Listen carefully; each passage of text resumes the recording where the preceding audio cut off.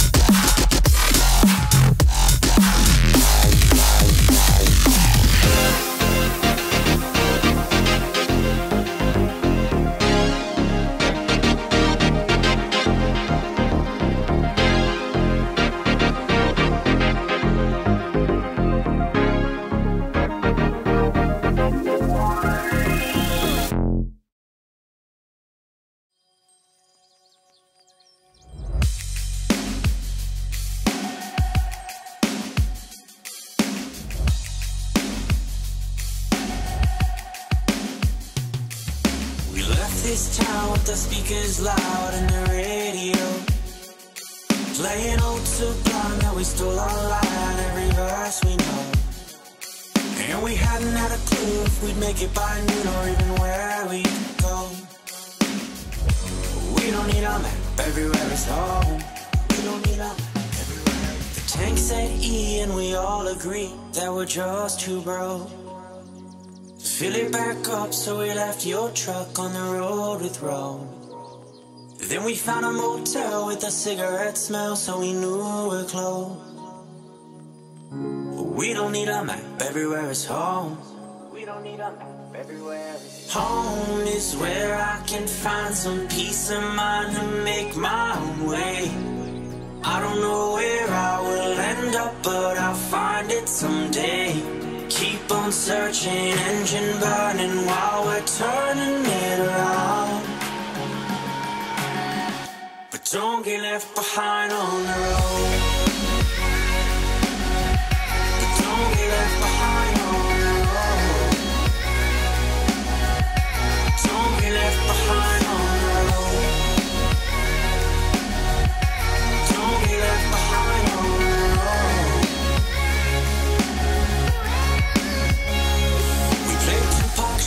And we turn our music up when he raps about hope. We hold our thumbs high and hope someone is kind enough to give us all a ride. And we wouldn't have a clue if we'd make it by two or even where we'd go. We'll know it when we're there. We took on down the road. He flipped on his radio. Santeria started slow, so we knew that we were close. Home is where I can find some peace of mind to make my own way. I don't know where I will end up, but I'll find it someday. Keep on searching, engine burning while we're turning it around. But don't get left behind on the road. Don't get left behind on the road. Don't get left behind on the road.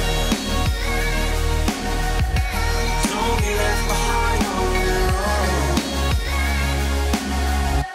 Don't get left behind on the road. Home is where I can find some peace of mind to make my own way. I don't know where I will end up, but I'll find it someday. Keep on searching, engine burning while we're turning it around. But don't get left behind on the road.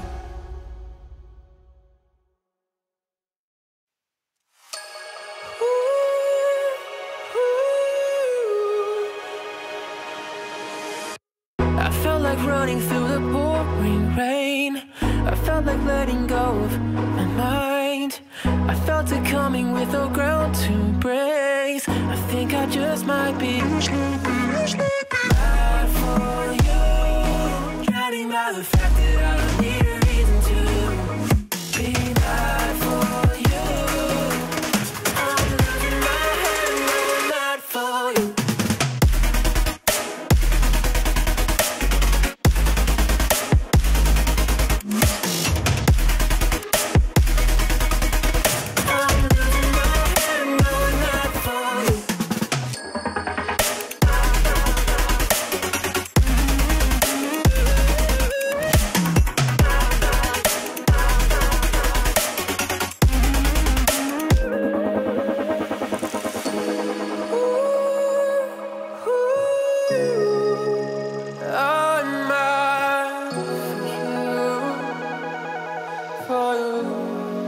for you, for you, for you. I think I'm going crazy and a little confounded, 'cause I'm helpless, I can't wait to be drowned by your love, baby.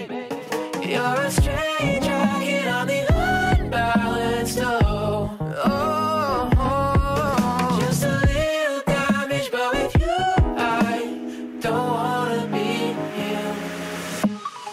I felt like running through the pouring rain. I felt like letting go of my mind. I felt it coming with no ground to embrace. I think I just might be mad for you, drowning by the fact that I don't need a reason to be mad for you. I'm losing my head and going mad for you.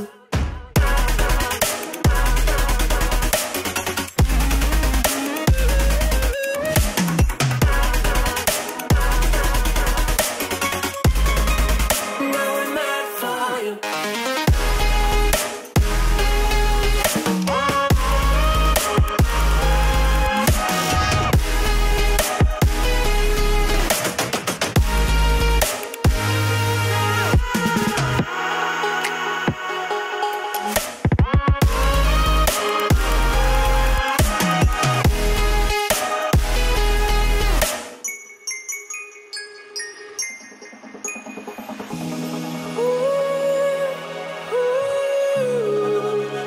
I'm mad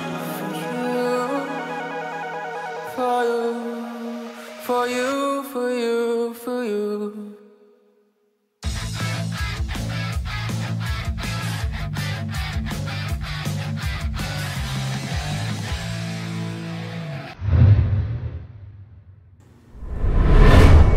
Hello, everybody, and welcome to another episode of Down in the Valley. My name is Edson Ochoa, and I am your host for today's episode number 41 of Down in the Valley.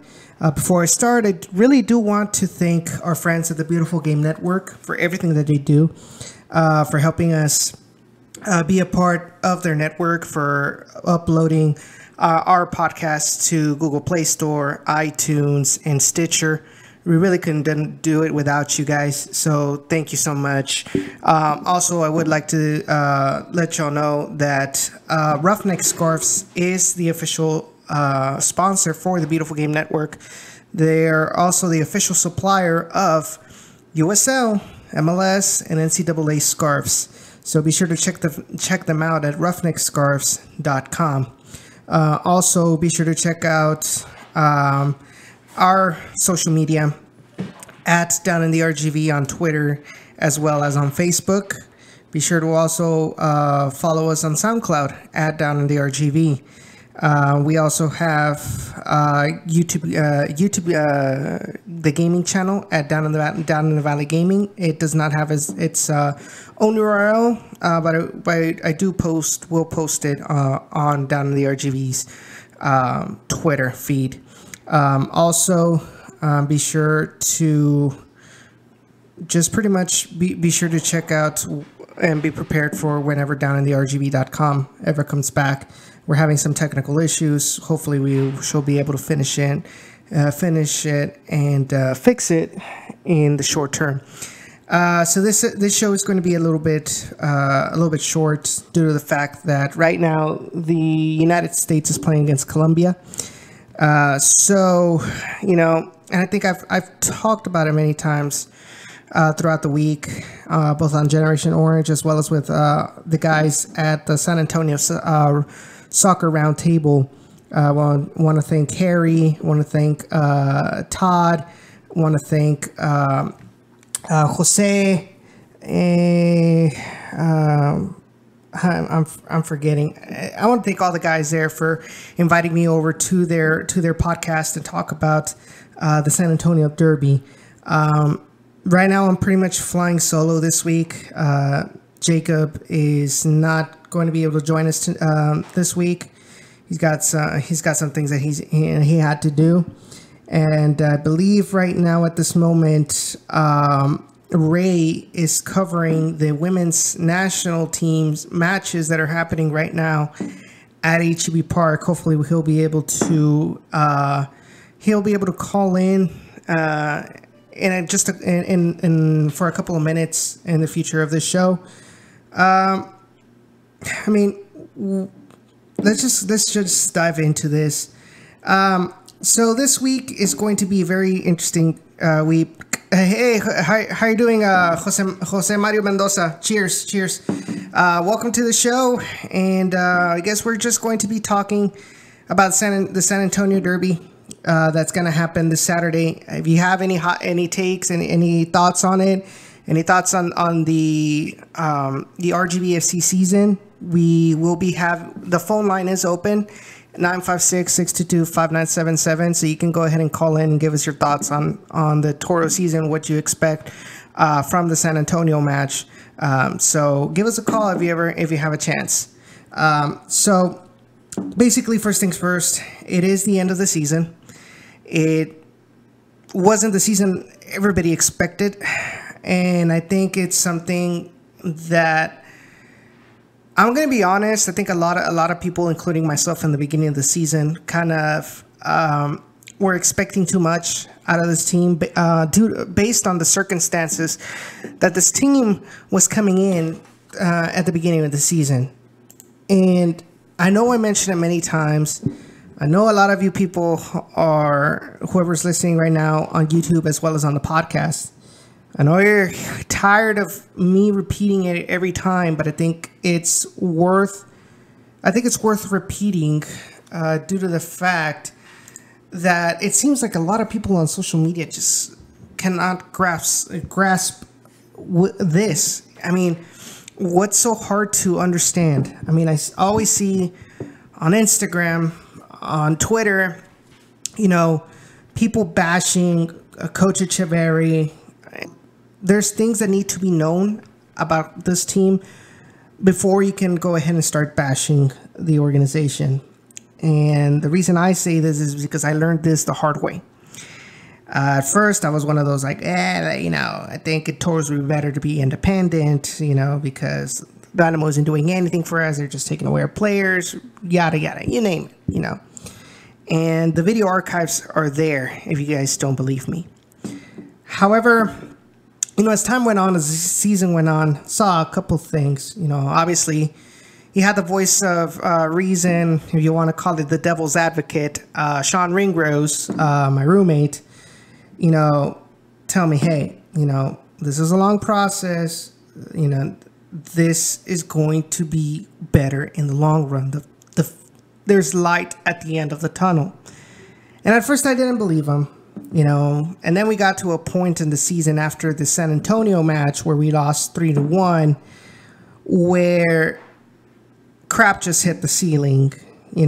That's when there was a huge push for independence by some of the more active in social media, some out there, trying to push for independence. And then you had, Dynamo fans, butting heads with the RGBFC fans. I'm stuck in the middle of all of this. I'm feeling horrible. I felt helpless at that because I saw both sides of the story, and I knew that anything I said to any member of both parties, it was going to be futile because I felt that we had our mindset, but I still tried, because I realized that this show it isn't as much about talking about the team, what happens on the pitch. I think this show, and I think a lot of you probably realize who have consistently been watching the show or listen to the podcast, it's more along the lines about what happens out behind the scenes. What is going on with this relationship between the Houston Dynamo and the Toros. Yes, we talk about, what happens on the pitch. I write articles about it. Jacob writes articles about it. Ray writes articles about it. We discuss it. Yeah. But the biggest priority of this show, and I hope you guys can understand, is we're out here to not only educate ourselves as co-hosts of the show, we're learning as we go, but also for us to teach, for us to put out there what we're learning out to you as the fans, so you guys could understand why things are being run this way. It isn't just pure luck. It isn't just pure coincidence that at the end of the season, this team got better. This team got better results, started winning. A lot of people might say, well, too little, too late. You do have a point, but at least it's progress. And I think there's still a lot of people out there that really deserve or should give themselves an opportunity to know more about this, to know more about the organization, to know more about the Houston Dynamo, to know more why everything the Houston Dynamo does, at the end of the day also affects the Toros. And we said it a lot of times. That includes 2017, where you had pretty much a rebuild of the Houston Dynamo first team. That's why they took all of our favorite players, Charlie, Malky, Bird, later on, you name it, Memo, you name it. And a lot of people, including myself, are like, well, they just took them, but they never used them. Yeah, because they needed to fill a roster in order to try and play 2 tournaments. You had the Open Cup as well as the MLS Cup, right? Last year, the starting 11 kind of started, to form, to gel. They made it. The Houston Dynamo made it to the Western Conference final. Going into this year, you found that the Houston Dynamo kind of found some stability in its starting 11. That is before, I'm talking about off season, because during the season, we know what happened, all these injuries, and nobody can plan for that.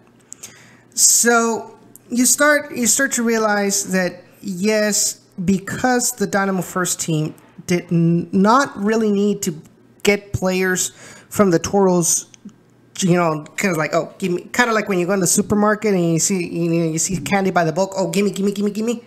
That's how it was in 2017. 2018, it wasn't like that. Why? They didn't need to. Yeah, I mean, they took, for a while, against NTX Rayados, they took Warden, they took Aldo, they took Chuy, they took John Montaño, they took Padilla many times to RGV to continue his development there. That is huge progress from last year, and I think a lot of people are not seeing this. Guys, let me know what you think. Come on. I really don't like to do monologues. Let me know what your opinions think. What is your opinion? Do you believe the same thing I do? Do you still believe that the Dynamo or the Toros would be better off without the Dynamo? Let me know. I mean, I'm willing to go up for debate as well. Call us. The phone line is open, 956-622-5977. If you guys have any questions about this, I know there's a couple of people right now that have barely subscribed to the channel. Like I said, welcome. We appreciate that you guys are giving us, and speaking on behalf of Jacob and of Ray, who aren't here with me right now, giving us, trusting us in giving you and informing you of this team, because we know that you guys love this team and you guys are willing to support it, even though this was something that came out of the blue in 2016. They're trying to build and they're trying to make it grow roots in RGVFC, and there's a lot of people still that are reluctant to give them a chance. And one of the things that kind of irks me continuing with this, and I hope if you that are watching me right now are one of those, don't take it personal, or take it personal. I mean, it all depends on you. I'll talk about that right now. But one of the things that irks me has always been social media. You know, there's a lot of people that are voicing their opinions, their negative opinions about, which is fine. Like I said, but you need to make an informed statement and not be vulgar, do not disrespect the players, the coach, whatever. But one of the things that kind of irked me was when the Toros were on a bad run of results. You look at Instagram, holy smokes, it was full of negative comments. And yet, when the Toros have been winning these last couple of games, nothing, no comments at all. No, good job, Toros. Oh, great job. That's awesome. So it's either been nothing, and the last time I saw a guy was like, "Oh, well, why didn't you do this before?" Or, and it just irks me, like I said. So, if you guys can do me a favor, and if you guys like what we bring you, go ahead and share our channel, share our podcast with the people you know in the Rio Grande Valley. Let them know that we are here to inform about this team, not only on the pitch, but off the pitch. So, Jose Mario Mendoza asks us, he says, what went on with the post about putting the Toros to USL League One? Excuse me. All right. So, basically what was happening there, USL makes the announcement that there's going to be the USL D3, right? And so there was a lot of talk, that extra official talk throughout, USL Twitter accounts, and I'm talking about, for example, of journalists that cover the USL, like Nipun Chopra and many others, and they made the comment that, by the way, guys, still 0-0. They made the comment that it was very probable that most, if not all, of the USL or the MLS 2 teams, which is Atlanta United 2, Seattle Sounders 2, Timbers 2, Toronto FC 2, New York Red Bulls 2. You get the point, right? So they were saying that, oh, well, this probably means that they're going to move those MLS 2 teams down to D3 because their vision or how they want to compete in this league is not the same as the others, including the independent clubs, correct? So they said, okay, well, they'll probably move down to D3 where it's going to be less competitive. It's going to be cheaper to enter and to maintain a team at D3 compared to USL D2. And so that went on for many weeks. Then there were rumors that the Houston Dynamo were contemplating on moving the Toros to USL D3 for the same reason, because this is technically a farm team for the Houston Dynamo. And so a lot of people felt like, oh, well, and considering how the Houston Dynamo likes to save money here and there wisely, they said, it might be a perfect opportunity to move the Toros down to D3, especially with the fact that FC Dallas is going to have a D3 team in the future. I'm not sure if they're starting in 2019. It hasn't been announced for 2019, so I don't think it's going to be an inaugural team for USL D3, now called USL League One. But that was happening in the future. So a couple of days ago, I believe it was on Monday. So on Monday, the Houston Dynamo president, as well as the general manager, so Chris Canetti and Matt Jordan, held a phone conference with Houston Dynamo season ticket members. And they asked him a bunch of questions, about the Houston Dynamo. What was the future? They asked him about the stadium. What are you going to do with attendance? You name it. Okay. One of the questions was about RGVFC. That question, the biggest thing that came out of it was that they asked him if it was true about, or what was going to happen with the Toros if they were going to be moved down to the USL League One. And let me see if I can find it. Okay. So, they said... So what they said was, Matt Jordan says, we want players that have the most upside. We have considered playing in D3, but USL is our players. And then they also said, let me look at the thread. Okay. They asked them, how are Dynamo going to build the RGVFC roster? Will it drop down to USL League One? Matt Jordan says it's a delicate balance. In an ideal world, you do both. Last 2 years, we are proud to transition 7 players from the USL to the first team.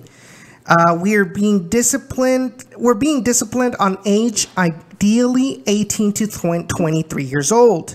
We want players that have the most upside. We have considered playing in D3, but USL is best for our players. There's fewer games that it's less competitive in D3. The most important thing is that a player performs under pressure.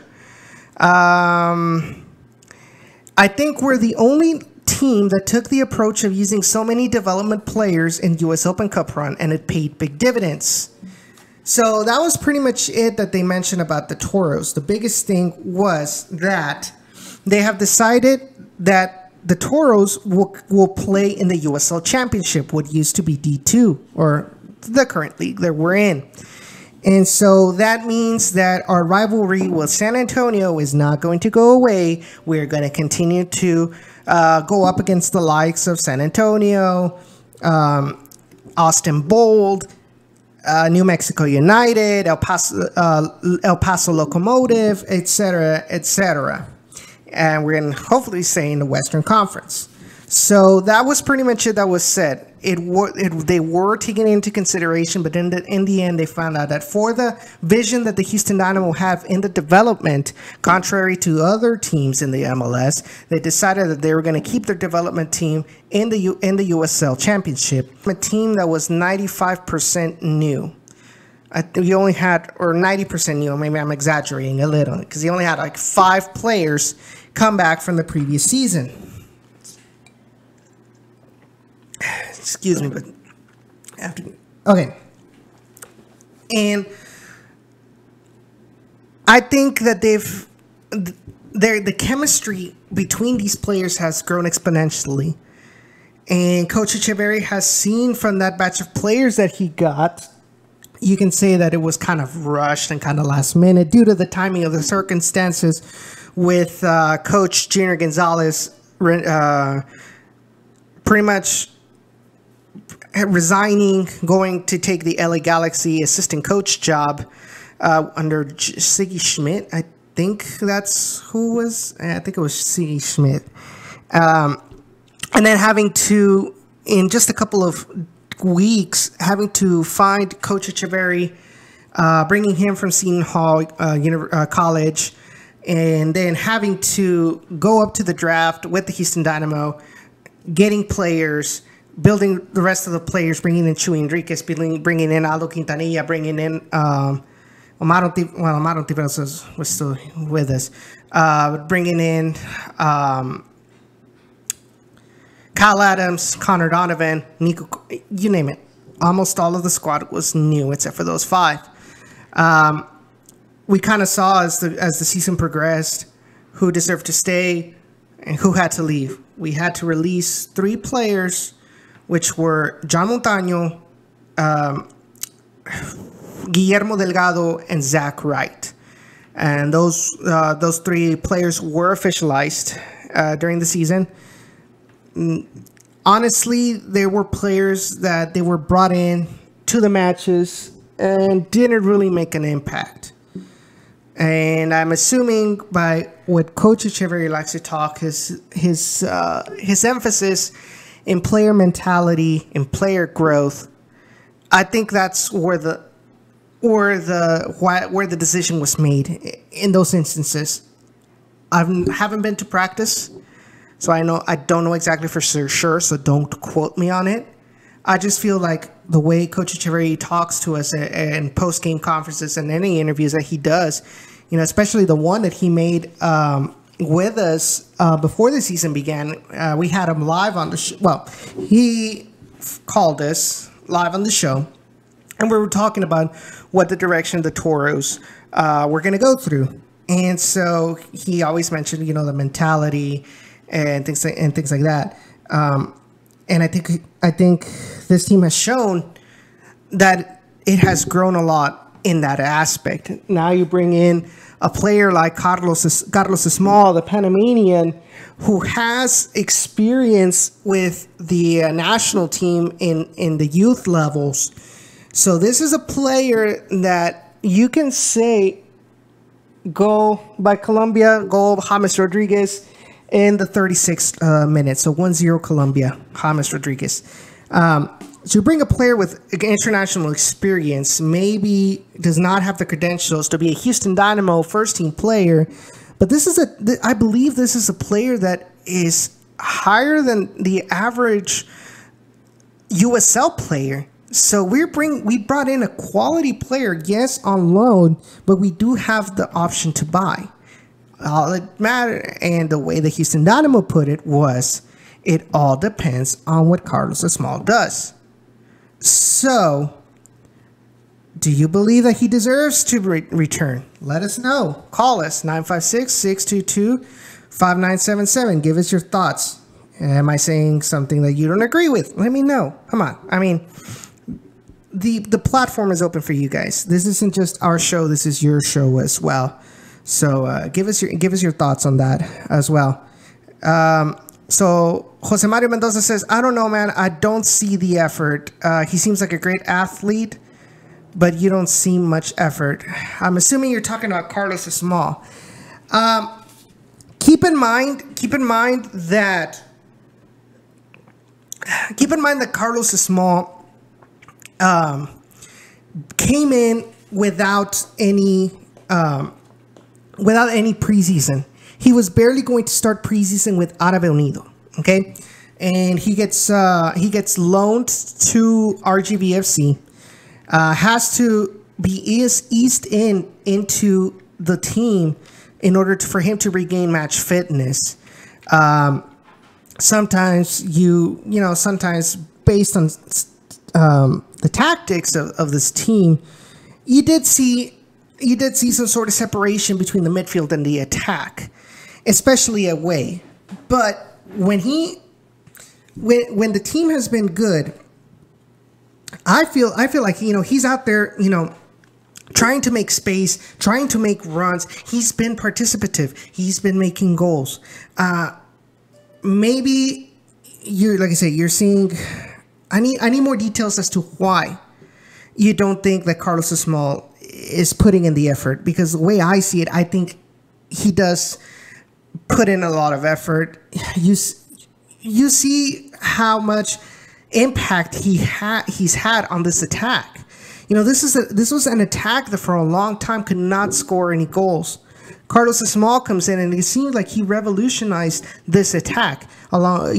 He found a way where the attack had become stagnant, had probably become predictable with Aldo, with Chuy, and whoever you put up on the other side, because it was either Zach Wright or John Montaño, which, by the way, excuse me, that person, John Montaño, that player, I can say, did not put any effort. I can tell you that right now. And Carlos Small is not as John Montaño.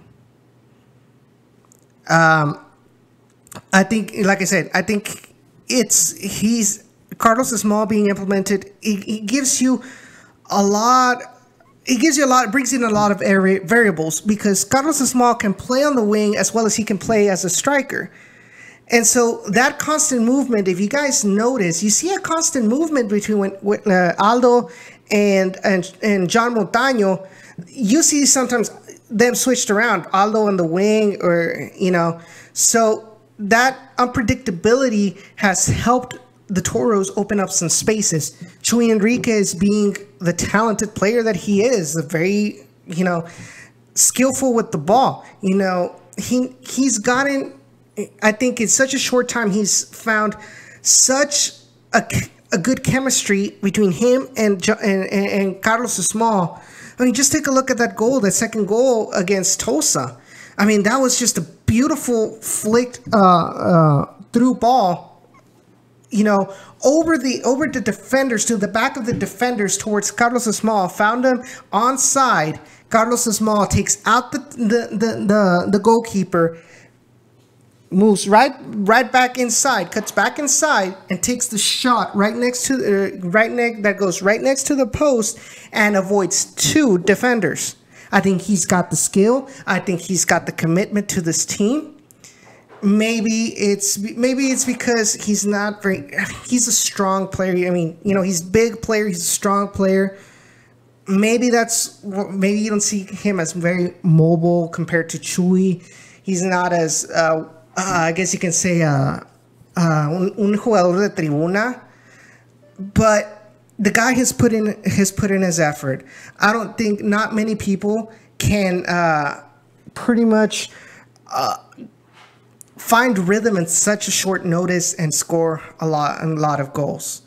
And I think for next season, if we do keep Carlos Small within our ranks, which is a probability, once he has another preseason, once he has a whole complete season to continue to connect with Chuy and with Aldo and with Bryce Marion, you know, I think we're going to see the fruits of this. And the players that are going to be coming in, you know, I think we're going to be one of the best. Maybe not next year. We'll be better. We'll have better players next year. But I think we might become an elite club quality-wise in 2 years. And so that's what makes me, you know, giddy. That's what makes me anxious about this team, is that we have the potential, because of the way Matt Jordan runs, the way that Matt Jordan scouts. He's got an eye for talent, unappreciated talent. And so he's going to be bringing in players that are above USL level, maybe not MLS level. Now remember, the disparity in quality between MLS and USL is huge. So if you can bring in a player that's in between, that's above USL level. Players that didn't necessarily make the Houston Dynamo cut, but they're good enough to be to play in second division. And the fact is that these players are motivated to give it their all because they know that the Houston Dynamo is looking at them. And if they do good with the Toros, if they understand the system, if they understand what it takes to be an MLS player, they're going to move up. They're going to be given a first-team contract, given the opportunity to fight for that spot in MLS. That's when it's going to keep them motivated. That's what's going to allow players to come in to the Toros, to want to come into the Toros and not necessarily ask for a higher wage, because they have that motivation. They have that little bonus that if they do good, they're going to come to MLS. They might come to MLS. So all I'm saying is, give it time. The process is there. We're seeing some improvements. Heck, I mean, we've had Luis Gil, we've had Tyler Derrick, we've had Chris Seitz, we've had Michael Nelson come down, we've had AJ De La Garza come down, we've had Andrew Wenger coming down, Eric Bird coming down. They've been bringing us the MLS players that don't necessarily haven't had a lot of minutes. They've been bringing them down here. This is something we could not say last season.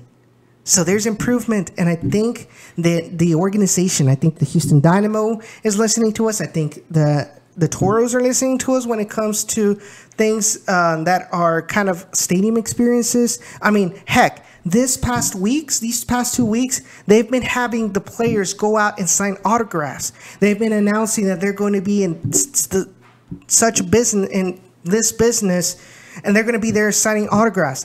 The problem is the fans didn't show up. So it just doesn't make any sense for me. And I know that it was kind of last minute, but what I don't understand is a lot of fans were like, well, we want why aren't the players being taken out to the community? Why aren't they, put in supermarkets and have meet the fan or meet the player night? And when they have it, very few people show up.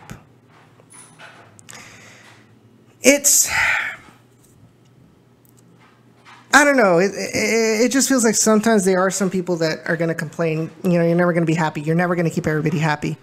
But I just the reason I mention this is because I want people to know that there is being improvements being done. And everything, and you know what the catalyst was? It was after Bert Garcia left the organization. After Bert Garcia left the organization, this feeling of mediocrity, and I'm saying the word, mediocrity, and how the marketing was being handled for the team was gone.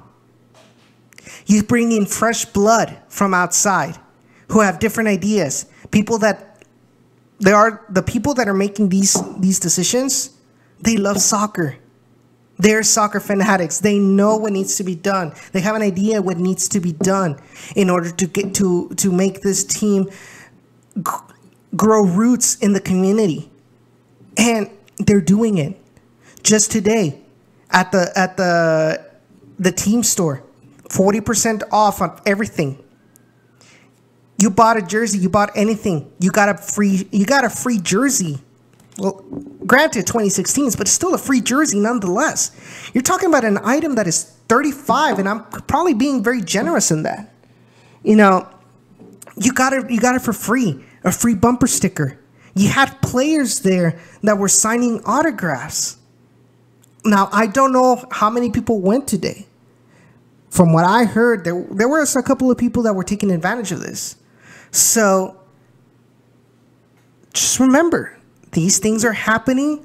There's enough evidence being shown by this new administration to be hopeful about the future of this team. Now, I'm not saying this organization is perfect. No organization is perfect. I've had my fair share of criticisms of the Houston Dynamo, and I still do. I still have some criticisms that I do voice about the Toros organization, and I'm to be the first one to admit it. But just because I have things that I don't agree with how this organization is running things, I'm not going to blind myself of seeing when things are being improved. I'm going to be the first one to applaud and say, thank you. Thank you for listening to the fans. I really appreciate that this new organization actually takes time to find out what the fans want, what the fans think, and make change. Whatever they have the opportunity to change, they'll try to implement change to it for the better of the community, for the better of the fans, for the better of the players. I just want you all to understand that and give this organization an opportunity to amend the problems that came from the previous administration. I know it was 2.5 years of mediocrity. Well, not including on the field, the first year was awesome. Second place in the Western Conference, made it to the playoffs, got knocked out against Oklahoma City Energy. Please don't remind me of that. Next season, it was crap. Okay, they are growing pains. This was a new system that they tried to implement in soccer. We knew that while the hybrid system worked with the Rockets and the Vipers, it wasn't going to be a kind of like, what's the, I'm trying to think of an example. Okay, so you have a 65 Mustang, right? You want to put in a 2015 Mustang engine. You can't just put in the engine right on a 65 Mustang and expect it to work. You have a lot of electronics you have to do, The thing is, you had to make adjustments to this hybrid thing in order to make it work, to make it compatible with soccer. And they're finding these things out. They're pretty much straightening out these kinks, and things are looking better. We as fans need to give them the benefit of the doubt, and I think that's what I'm asking. give them the benefit of the doubt, and continue to be vocal with constructive criticism is always welcome. Be vocal on social media. Be vocal with us. Another thing, we as fans need to support the people that are covering this team. And I'm not talking about us. Forget about us right now. I'm talking about whoever covers this team when it comes to the print media. And it's time, Greg Luca with The Monitor. Carson Merck with Dynamo Theory. You see an article about the Toros, talking about the Toros, read it. Share it with your friends. Give it a like. Make it worthwhile, especially when it comes to traditional media.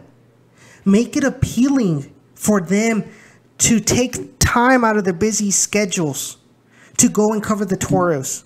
Because right now, and especially with TV, nobody wants to cover the Toros.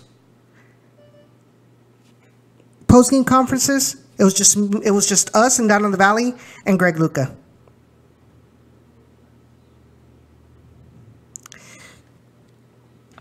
Why? People really were not. They weren't interacting with they weren't asking. They weren't making comments on social media. Hey, cover the Toros. Cover the Toros. So I thought, well, I guess nobody cares about the Toros. Why am I going to send a reporter, pay a reporter to be out there for a story that's not going to bring in any clicks? It's not going to bring in revenue. Why am I going to send out a reporter and make them be out there at 10, 11 at night for something that's not going to be in the front page? It's not going to happen, especially in a region in which football is king, especially high school football. So it's up to us as fans to help out in that regard. Share videos about the Toros. You see The Monitor, you see KGBT4, you see News Channel 5, you see Telemundo, you see Univision 48, Televisa, Reynosa. Post a video about the Toros, whether it's an interview at practice or highlights of the game. Like it, share it, comment on it, and persuade your friends to do the same thing. That is how we're going to make the Toros great. That is how we're going to make the Toros relevant in the Rio Grande Valley, with the help of the media. But if you don't give the media the numbers, if you don't give the media what they want, the media's not going to give us what we want. That's the way it works. It's a business. We do it. We take time out of our busy schedules. I drive 6 hours from Houston to RGV. One, because my family lives in RGV. But number two, because I love the Toros and I want the Toros to be relevant and allow for professional soccer to grow. That's why I do it. That doesn't make me better than anybody. I'm just saying the effort. There's people that want to give the effort for the coverage of this team to be at least decent. And it starts with one person. It starts with one organization.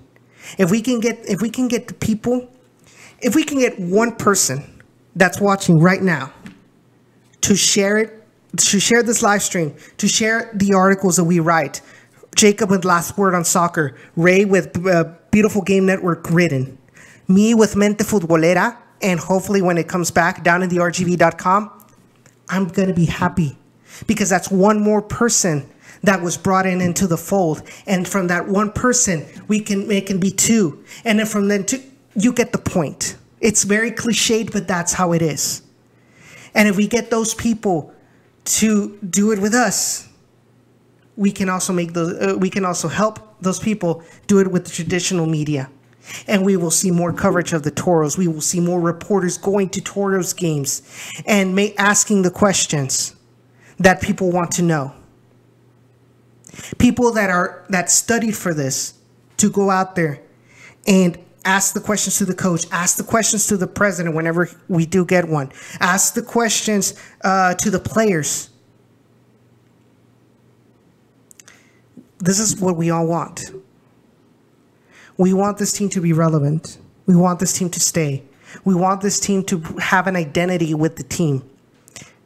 or have an identity with the community. Forgive me. And I know I'm ranting a lot. Thank you, Jose. Thank you. I really appreciate it. And I know I'm ranting a lot, but I think it's something that I've been trying to contain. And I think since we're nearing the end of the season, it gives me an opportunity to let it out there and hopefully make a difference with this team. And I cannot do it alone. We cannot do it alone. This involves you guys. And really appreciate it for everybody that helps out. But anyway, you didn't come here to listen to me rant. You came here to talk Toros. That's exactly what we're going to do. All right. So, the Toros last weekend went to Tulsa. They went to Tulsa, Oklahoma. You're talking about this is a team that did not really do well out away. It really did not have a good away record. We were pretty much, all right, where am I? All right, here we go. Before this match, we were at only 1 win, 9 losses, 5 draws away. We were not a team that would do good away. What happened? We go out there in Tulsa. Granted, it's a lower tiered. It's a team that's positioned lower than us, and we were positioned low to begin with. But we went out there and played with heart, played our style, which is really important. I think it's really important that we played how we always play comfortably recently, and that is going out in the first couple of minutes, pressuring the opposing team, and hopefully find an early goal. This time didn't happen, but guess what happened in the second half? They started pressuring again. They found 2 goals in a minute. First, a corner kick by Todd Warden in the first post towards Nico Perea. Nico Perea managed to put the ball in an awkward angle, I might say. Like, he had to pretty much tilt his head back in order to give the ball direction towards the goal. It went in between the defender that was in the first post and the goalkeeper. Nothing that they could do. Then a couple of seconds later, when play was restarted, you had Chuy Enriquez, like I mentioned before. Chuy Enriquez sent a lob-through ball over to Carlos Esmal, goes past the Cerda, leaves him behind, cuts back into the box, and takes the shot in between 2 defenders towards the goal. That was 2-0. A couple minutes later, yes, Tulsa managed to get one back. By, let me tell you the name of the player. Where are you? So, all right. The player was, come on, Rivas. Joaquin Rivas finds the first goal and the only goal for Tulsa Roughnecks. Yes, the Toros were kind of a little held back by the pressure of Tulsa, but Michael Nelson, man, oh man. Good goalkeeper. Excellent goalkeeper. When you look at Michael Nelson in the back post, considering that we've had Chris Seitz and considering that we had such a talented keeper like Tyler Derrick with us, Michael Nelson has pretty much proven in the games that he has been with us that he is a potential future first team goalkeeper for Houston Dynamo. And you see it, you saw it, you know, he commands a presence, he has quick reflexes. He's an excellent keeper. And while he didn't manage to get a shutout, he had 3 good saves. He had 3 excellent saves that avoided the Toros from not getting the 3 points from Tulsa. If you guys are interested, the starting 11 for that game was Michael Nelson on goal, Omar Ontiveros as the right back, Connor Donovan and Kyle Adams, which is pretty much the perfect pairing in the center backs. I think that's every time that Donovan and Adams lately have been playing together, you see why they have such a good communication and good chemistry between them. Connor Donovan with the leadership, and Kyle Adams, he puts in the effort. He puts in the heart in the back. Not saying the others don't, but he puts in a lot of heart. I mean, he's played a center back. He's played right back. He's played left back. And he's determined to do good wherever they place him. Then in the midfield, he had Todd Warden, the captain, with Nicolas Perea. In front of them, you had Pablo Aguilar. Out on the wings, you had Carlos Esmal and Chuy Enriquez. And up on top, Wilmer Cabrera Jr. The youngest Cabrera son. The son of Dynamo head coach, Wilmer Cabrera. I think he's done decent. He's shown growth. You kind of see sometimes the talent that people see in him. Good evening, Cisco. How are you doing? And Jacob, how are you doing? How was the flight?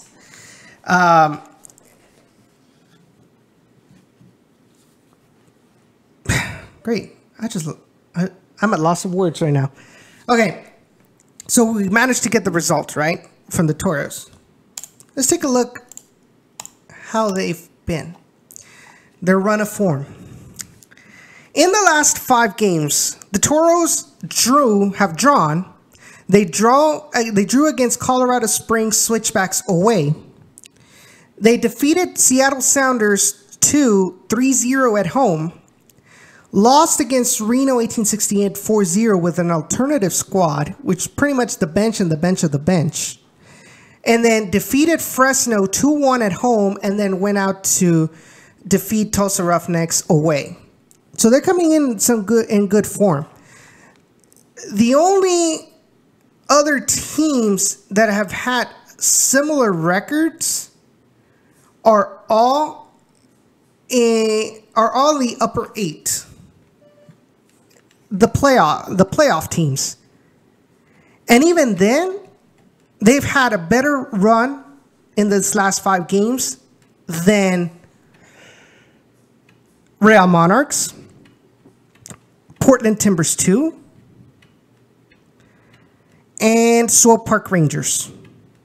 They've had the same run of form or similar run of form compared to St. Louis, as well as I think it's the only. No, I think it's the only one, right? Yeah. Obviously, you put in. Had the same run of form as Phoenix Rising, who's in 2nd place.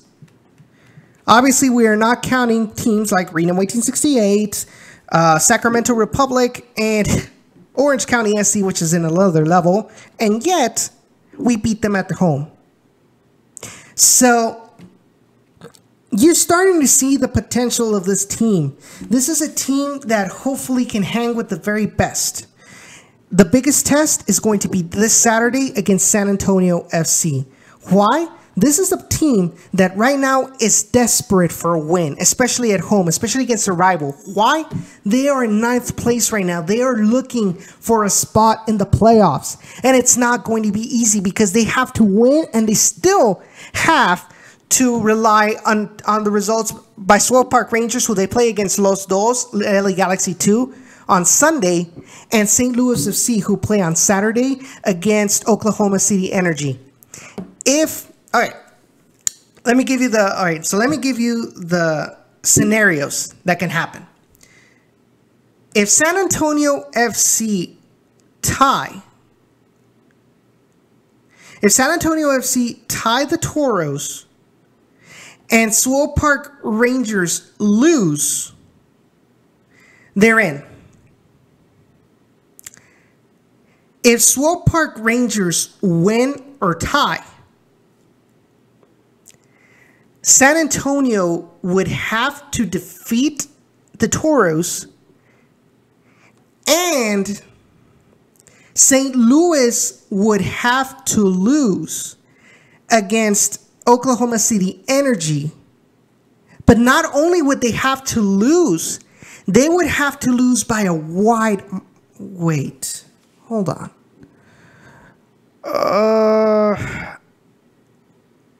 They would have to lose by a wide margin because St. Louis FC has a positive +6 goal difference San Antonio FC has a -3 difference. So the San Antonio has to win and expect a miracle. That's why they're going to be so desperate. That's why the Toros is going to have to play with everything that they've got. We have to make a statement, not only for next season, but a statement to San Antonio that no matter what, you may be better. You might have gotten a better position in the season, but and you may have beaten us at home, but we are not going to take it, and we're going to do the same thing at your house. Plus, we are going to spoil your chances of making it to the playoffs, just like we did in 2016. So sit down and be quiet, San Antonio.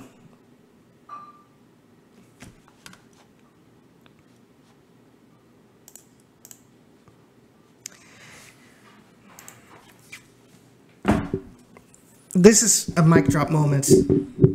Blop. All right, so as you all know, this season against San Antonio hasn't really been great. We tied our first match of the season 0-0 at home, and then we lost 3-1 at home a couple weeks later, 3-1. In a horrible performance by the Toros. We were winning in the 3rd minute thanks to Chuy Enriquez, and then in the second half we just completely lost our minds, and we stopped playing how we love to play, and everything was all the hard work that we were doing just pretty much didn't matter anymore. So some keys to the game. During the week, I was invited over to the guys at the San Antonio Roundtable, who are four guys. One of them being Harry, my friend from San Antonio. So I was invited with them to talk about the San Antonio Derby. I did share the video, their Periscope stream, so be sure to check it out. I believe it's around the 30th minute where I come in. And we talked a little bit about, attendance. What can we do to make it better? We talked about their players. Which one we feared, and one of the things they talked about was which of our players they were more feared of, and for the most part, they feared Todd Warden. They felt that this was a player that it was a playmaker. He set the tempo for the Toros. The attack goes through him, or the transition from a defense to attack goes through him. He is very precise with his passing, and they feared that if their midfield did not cover Warden well, that was going to be the key for the Toros to take the 3 points from Toyota Field. Which was interesting because I felt that maybe it would be Carlos Small or Chuy Enriquez they would fear, but Todd Warden, the captain, he does his job pretty much underneath the radar. So I really applaud him for that in that regard. So let me know, guys, what do you think? Do you agree with their sentiment? With the fact that Todd Warden is our most dangerous player, or do you think there's another player that they should look out for? I mentioned Chuy Enriquez because he is very mobile, he's very agile. Not only can he cross and create opportunities for the striker, but he can score goals as well. One of the things, he is the leading scorer of this team for that specific reason. I think he has grown tremendously from the beginning of the season, and I sincerely hope he stays along for next season. Jose Mendoza says that was a tough loss against San Antonio at home. Oh, definitely, it was tough. I was mad, like I was completely mad. You can ask Sean. I wanted to punch something. Well, not necessarily punch something, but I really wanted to vent, but I was like, no, calm down. And I brought up, and that's where I started talking about it. This isn't the end of the world. We understand that it's our rival, and it hurts. It hurt me a hell of a lot, but it's not going to do any good for me to be all pissed off, and ruin the rest of my day, based on this. So hopefully we can get a revenge back this Saturday. San Antonio comes into this match with 3 losses and 2 wins. They lost against Tulsa at Tulsa 2-1. Lost against Swell Park Rangers 2-0. Lost against St. Louis FC 2-0. Defeated Seattle Sounders 2 at home 3-1. And defeated Las Vegas Lights 3-1 at Toyota Field. San Antonio is a strong team at home. And it's going to be very difficult, but not impossible. We've done it before. We've done it with with a team that has less quality. We did it last season. We defeated them 1-0. So it is possible that we can find a win at their home.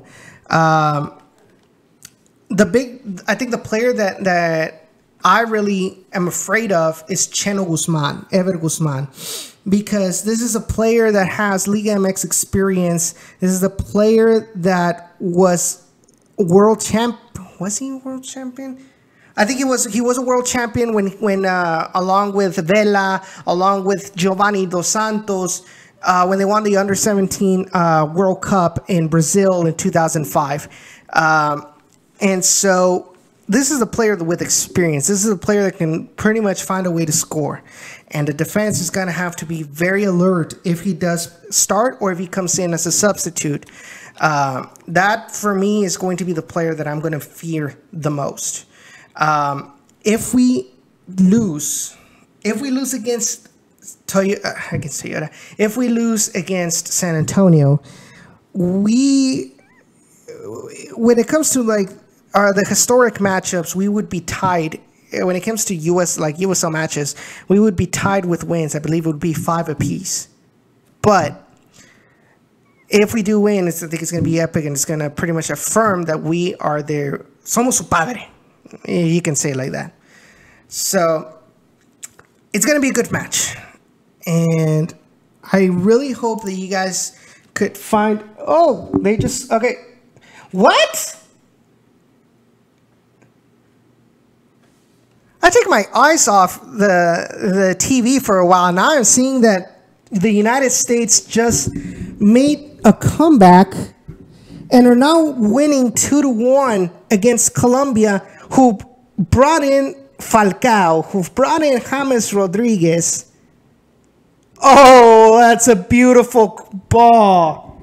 Who was that, Cisco? Who set up that pass? Was it Julian Green to Bobby Wood? I think it was. I think it was Julian Green to Bobby Wood. Look at that. In between. Oh, man. This generation is for real, guys. If you guys follow the United States, the U.S. national team, I think that these young players are going to be for real.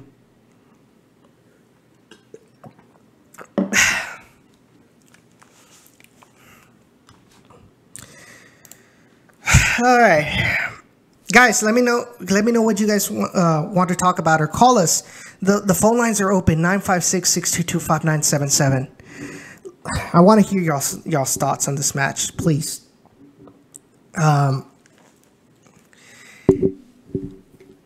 What else can I talk about? Well, I mean, we've had women's CONCACAF at HEB Park. I think we've seen some decent play by Canada as well as Jamaica. I think right now those are the 2 national teams that are more than likely to make it to the next level. Let me see who's playing right now. So right now, Cuba and Jamaica are playing. Jamaica is winning 6-0. Oh my God, I love seeing where it says stadium name in Google. I love seeing HEB Park. Oh, that is lovely. I love seeing the ads at the ad boards in the Open Cup and in U.S. men's national team games where it said CONCACAF U.S. women's national or CONCACAF women's qualifying for the World Cup. Cary, North Carolina, Edinburgh, Texas. It brings promotion to the Rio Grande Valley on a national level. Love it. So So like I said, so Cuba is losing 6-0 to Jamaica. After that, at 9, they're going to have Costa Rica versus Canada. At this moment, right now, it appears to be under Canada because by one goal because their goal difference for Canada is 14. Actually, no. With this result, Jamaica would jump to second place, but they would still be in second because they would only be in +5, with Canada being a +14 goal difference. That would mean that Costa Rica and Cuba would be eliminated. Costa Rica would have to they would have to defeat they would have to defeat Canada by pretty much by any result. By any result, they can if they defeat Canada but 1-0 to 1, what you name it, they'll make it to the next round. But as it looks like right now, the way things have been playing, it's going to be Jamaica and Canada. Costa Rica fought hard, but I think it hurt them when they lost again against Jamaica. That was when they won 2-0 against Jamaica. That was 2-1. So they lost. No, that's something else. So they defeated Cuba 8-0. They lost against Jamaica 1-0, and now they're facing against Canada. So I think that loss against Jamaica pretty much hurt their chances to making it to the next level. I can't say anything because Mexico did not make it to the next round. They lost against Panama 2-0, but hey, it was coming. I think the way they're handling the women's national team isn't really great. And it's going to take pretty much a cleanup, a revolution, in order to get things mended back to how it should be. Obviously, the United States pretty much blew the competition out of the water with the 9 points out of 9 possible and a goal difference of 18 and no goals against. So it'll be awesome to see if the final will be United States versus Canada. And okay, they cleared the ball away, so looks like we're good for now. But it'll be interesting to see if that final does happen, to see if the United States is all that, or if Canada is going to be the new #1 women's team in CONCACAF. Will be interesting to see because the Canadians are making they're making some moves for the positive. And I know our friend Callow is going to be happy about that. What's up, David? Welcome to the stream, man. I guess we're just talking about CONCACAF women's right now.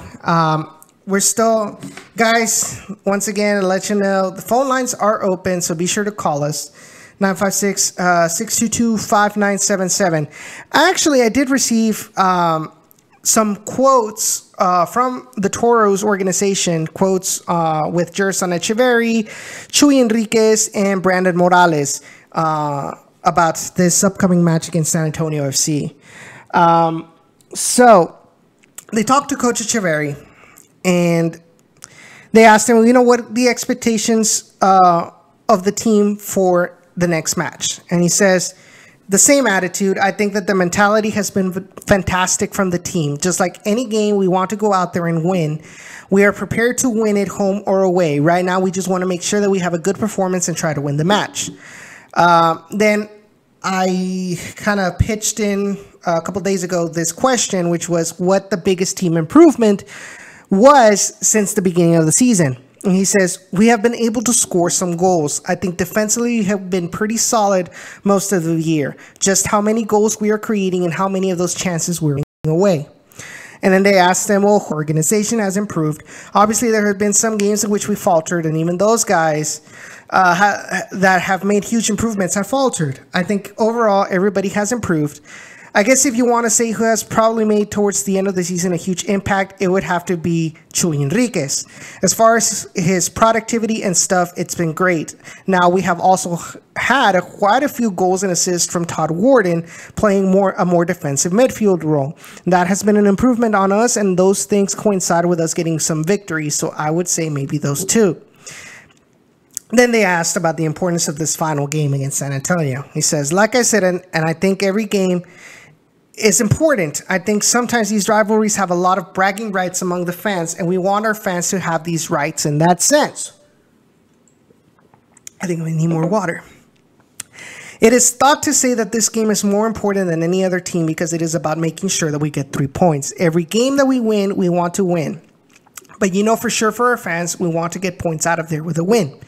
The fact that we felt that the first game they played us here, they were a bit fortunate to get out of here with a draw. In the second game in the first half, we were pretty good. And in the second half, they were better than us and pretty much had their way with us. We definitely would like to return the favor. I know that they have playoff implications and stuff. And so just because we aren't in the playoffs doesn't mean this game is not important to us. We're going to go out there and leave everything on the field and, you know, try to leave out of there with 3 points.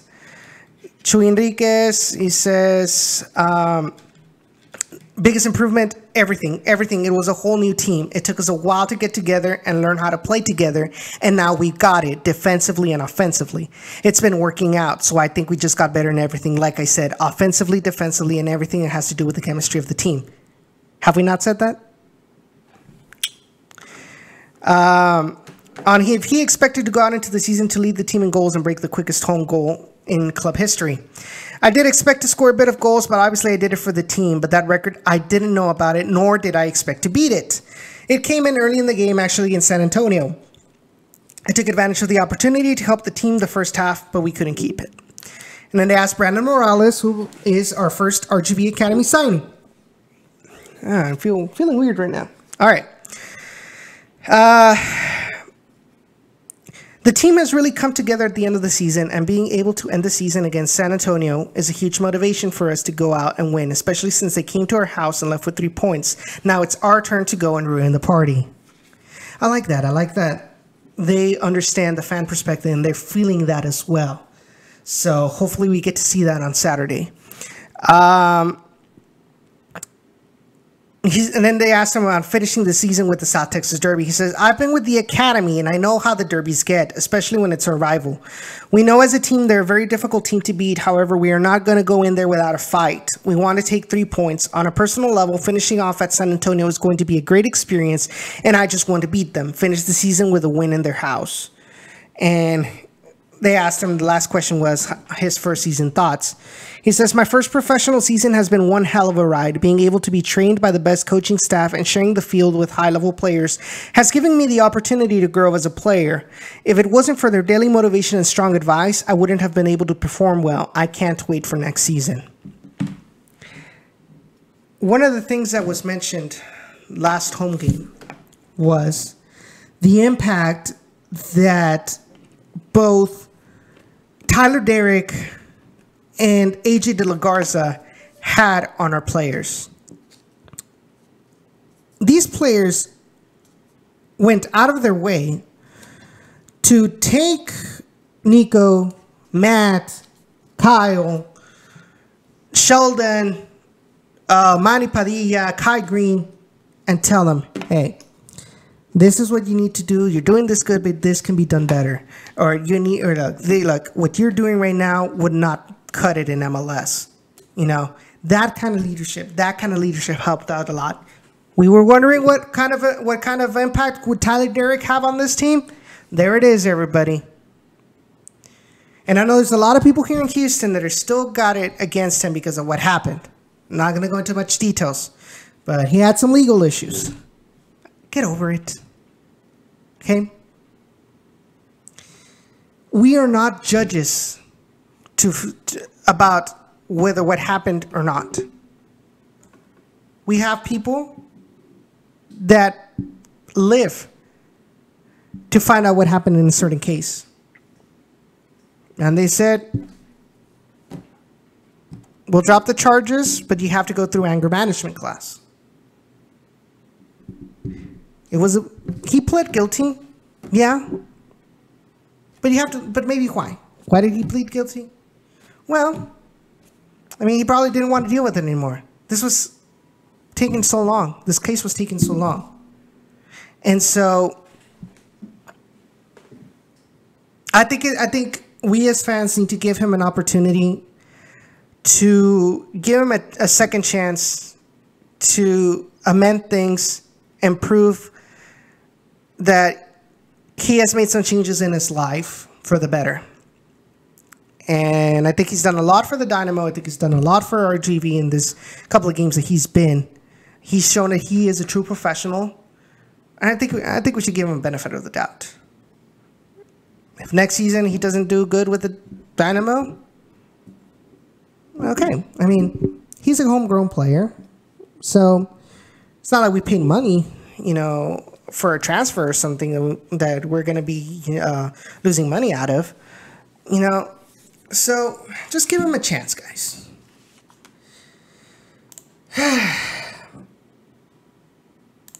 And I feel like I've said everything I wanted to say today. What's the score right now? 67th minute. It's still 2-2 United States Colombia. It's funny because a lot of people thought that this Colombian team was going to pretty much steamroll over these young U.S. men's national team players. And they're hanging on there. They're hanging on there with the elites. So don't sleep on these guys. Ow. All right. What time is it right now? It's 8:15. Like I said, I think I mentioned everything I wanted to say. I really would have wished to had Ray on the show and talk a little bit more about the CONCACAF Women's Championship that's happening at HEB Park, what he thinks on the Toros, what's going on with the Barracudas, who, by the way, have announced a couple of new players. And I know he's been very more attentive to indoor soccer for a lot longer than I have. So he has more of an expert knowledge on the Arena Soccer League. So I would have loved to have him on, but I guess, scheduling issues just wasn't going to happen. But honestly, I really appreciate you guys for tuning into today's show. I really appreciate your support. Really appreciate your comments. Thank you. Thank you so much. And like I said, be sure, give this video a like, share it with your friends, let other people know, let your friends know, let your family know, let your worst enemy know that about this show. Let them know as well how they can help make the Toros relevant in the Rio Grande Valley. Tell them all about that. Tell them to support all the people that are having coverage of this team, which is minimal, which we understand. We understand why. But we want to make this team grow. Like I said, we have to put our part into it as well. And that includes going out there to whenever they have the team has an event, going out there, saying hi to the players and things like that. They are making the change, and I think it's time that we change the way we support the Toros as well. Omar, te manda saludos el Lord de la Garnacha. Este vato. Saludos, Omar. A ver cuándo nos echamos una carnita asada allá en el valle, güey. Y ojalá se arme un día una reta ahí en plaza, güey. Ahí me avisas. Como que yo te aviso la próxima vez que si voy y que llego temprano un viernes en la noche al valle, güey, ahí te aviso para que se arme una reta. Se arme una reta ahí en plaza. Así como los buenos tiempos. Thank you, Jose Mario Mendoza. Thank you for your support. Go Toros. Thank you, David, for tuning in as well. Thank you, Cisco. Thank you once again. Thank you, Omar.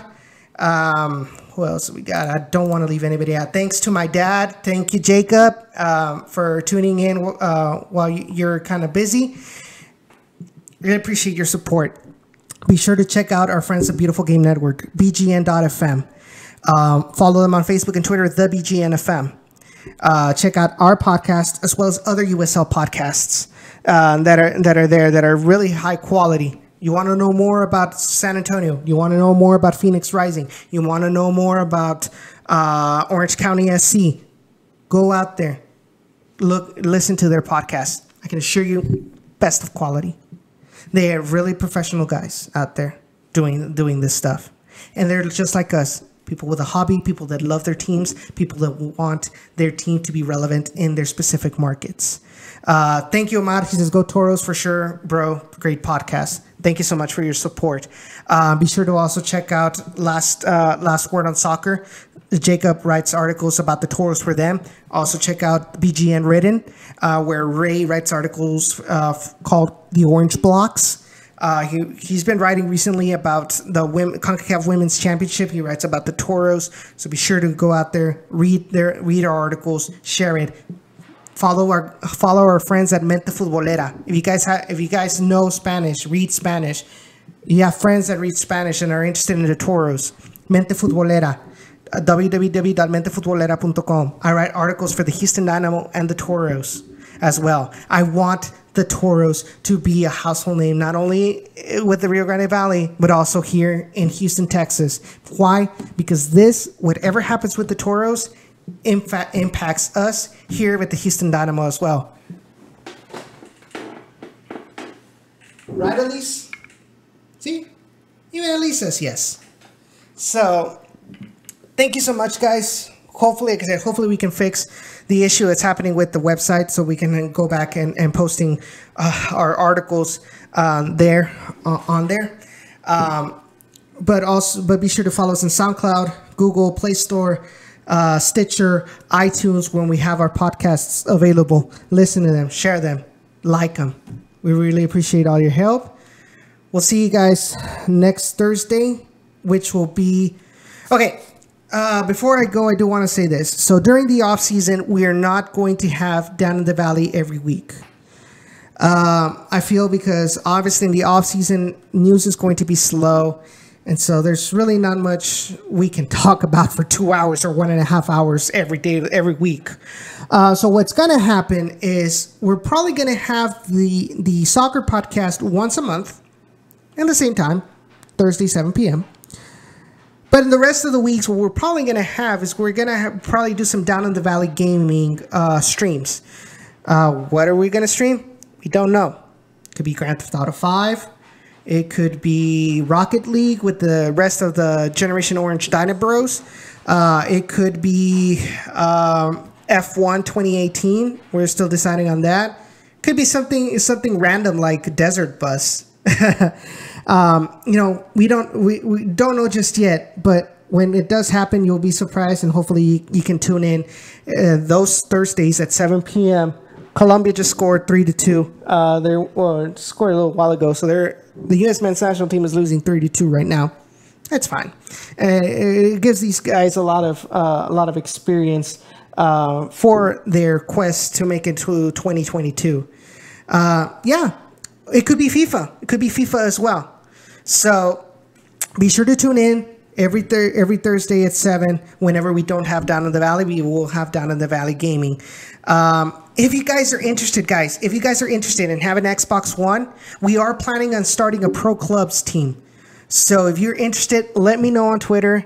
Let me know on Instagram at Ochoa _8. Let me know, and we can probably put something together and it'll be something fun. It won't be something competitive, but we want to represent the Toros that way as well. And we have a couple of players. We have Sean and we have Joe Chabala that are playing right now in kind of like a little team. But if we can get more people, we can get more Dynamo fans, we can get more Toros fans with this little thing. I think we can. I think it'll be fun. It'll be a good experience and something that we can add to the channel as well. So, and if you guys have any ideas on what you guys want us to play, let us know as well. Bien dice el dicho, el que habla, el que se despide mucho no se quiere ir, ¿verdad? But like I said, I think I pretty much said everything I wanted to today. Thank you guys once again. Oh, be sure to check out Generation Orange every Tuesday at 7 p.m. If you guys want to know more about the Houston Dynamo, talk a little bit of the Toros as well with RGV Express. We also talk about the Houston Dash as well. Be sure to tune in every Tuesday at 7 p.m. Sean Ringrose and I co-host that show. Couple weeks ago, 2 weeks ago, we were live at Pitch 25, and we're usually trying to have a couple of guests on the show. We've had Andrew Wiebe from MLS Soccer. We've had Jesus Acevedo from Pro Soccer USA. We've had Victor Araiza from Glenn Davis's show. We've had, who else have we had? We had Paul Holliker, which is our new Houston Dynamo Academy trainer. You know, so we've had Jen Cooper from the Mix Zone. So we've had good guests on, and next week it's not going to be an exception. So be sure to tune in Tuesday at 7 p.m. Generation Orange. Thank you so much. We'll see each other next week, next Thursday. Take care. Hashtag we are toros. Hashtag somos toros. Mira, papá. Puro toros, papá. Have a good night.